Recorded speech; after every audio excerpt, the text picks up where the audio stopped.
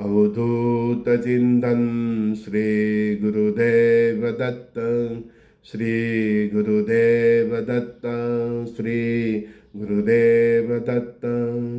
ओम शिव आदि शिव महाशिव सदाशिव शंकराय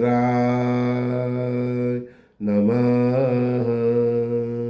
ओम शिव आदि शिव महाशिव सदाशिव शंकराय नमः। ओम शिव आदि शिव महाशिव सदाशिव शंकराय नमः। अवधूत चिंतन श्री गुरुदेव दत्त, श्री गुरुदेव दत्त, श्री गुरुदेव दत्त। ये आत्मा को ये देह रूपी बांसुरी मिली है।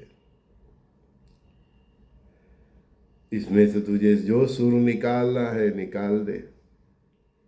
मैंने तो अभी निकाला। ओम शिव आदि शिव महाशिव सदाशिव शंकराय नमः। ये आत्मा को ये शरीर इसीलिए दिया है कि वो परमात्मा के प्रति अपने हृदय के अपने भाव को व्यक्त कर सके। ये आत्मा को ये शरीर इसीलिए दिया गया है कि अपने अंदर छुपे हुए अपने भाव को परमात्मा के आगे व्यक्त कर सके।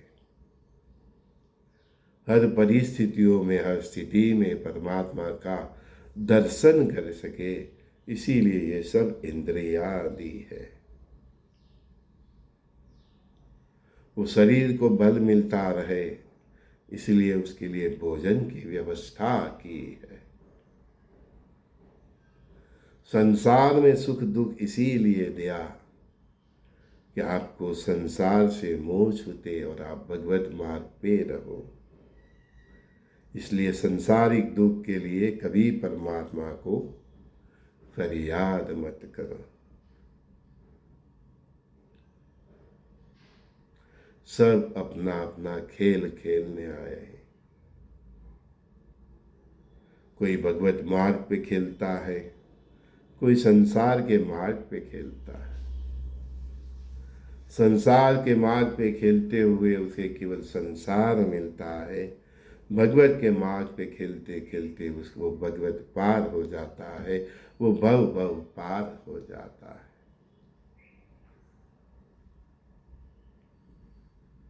मनुष्य हो, सोचो कि परमात्मा ने आपको जन्म क्यों दिया है, ये शरीर क्यों दिया है, ये बोलने की क्षमता क्यों दी है, सब इतने संसाधन पृथ्वी पे क्यों दिए हैं। अगर केवल भोगने के लिए ही भेजना होता तो ये दुनिया परमात्मा क्यों बनाता।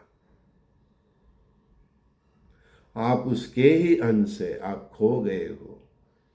आपको खुद अपने आप को ढूंढना है। सुख दुख की फरियाद तो कितनी करेगा, तुझे जानबूझकर फंसाया गया है। उसमें से तुझे निकलना है। रस्सी तो है, कादों में फंसा है। प्रभु नाम की रस्सी है। गुरु स्वरूप में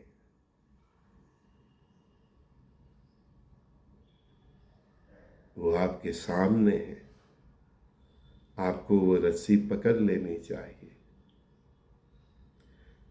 लेकिन आप अगर कादों में ही मस्त है तो गुरु क्या करेंगे। परमात्मा का ही स्वरूप गुरु है।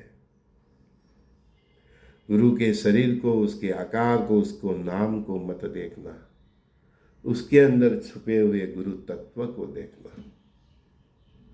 आप सब ने जिसने भी गुरु पूर्णिमा के दिन प्रणाम किए, मुझे किए, अपने गुरुओं के किए, वो भीतर गुरु के अंदर भीतर छुपे हुए गुरु तत्व परम तत्व को ही प्रणाम किया है। तो गुरु पूर्णिमा के दिन स्वयं परमात्मा गुरु के स्वरूप में आपके सामने होते हैं। आपको उनकी पूजा का अवसर खोना नहीं चाहिए। और पूरे साल होते हैं इसी तरह देह स्वरूप में।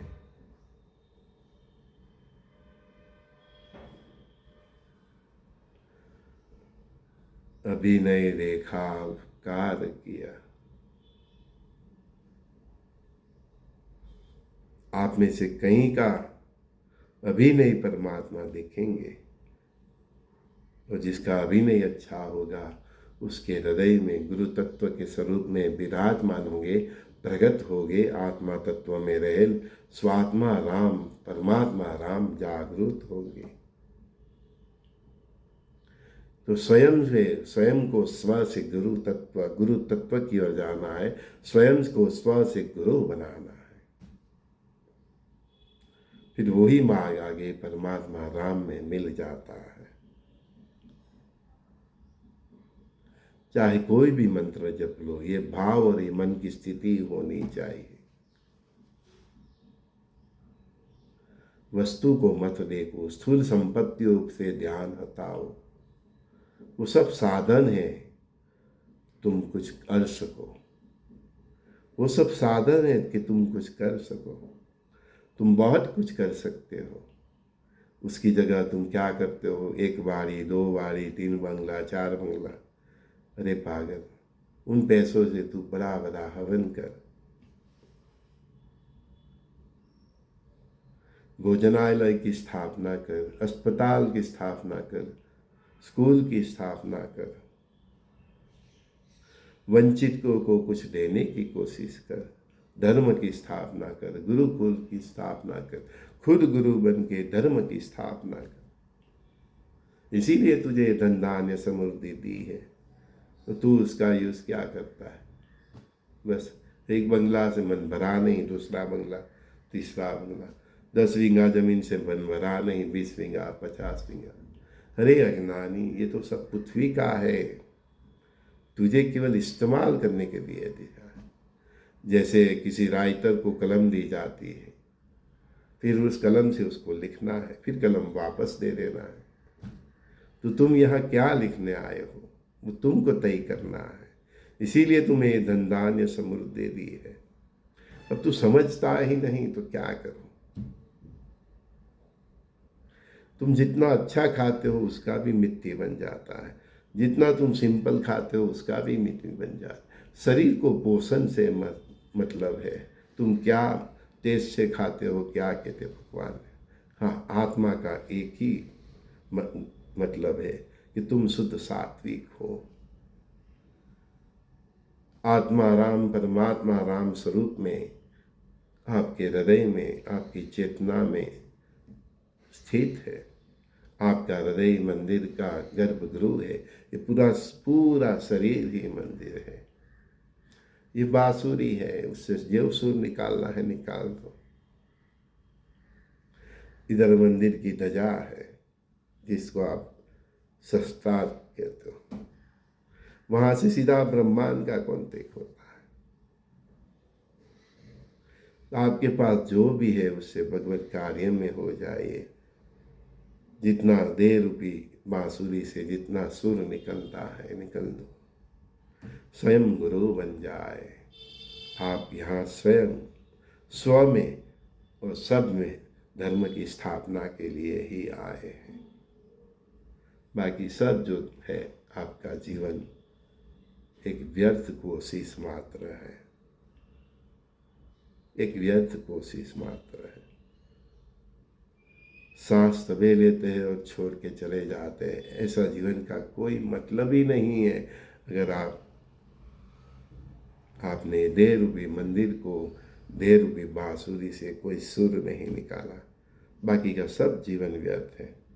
आप कहीं घूमने गए, आज देखो कोई मतलब नहीं, गए आ गए। Nothing is permanent. पर आपके साथ कोई भी वस्तु कोई भी पदार्थ आपके साथ परमानेंट नहीं रहती। आपने जो सत्कर्म किए, दंडान समुद्र से जो भी अच्छा किया, वही आपके साथ रहने वाला है। तो स्व को जगाओ और स्व में छुपे परमात्मा राम को पहचानो, खुद को गुरु बनाओ।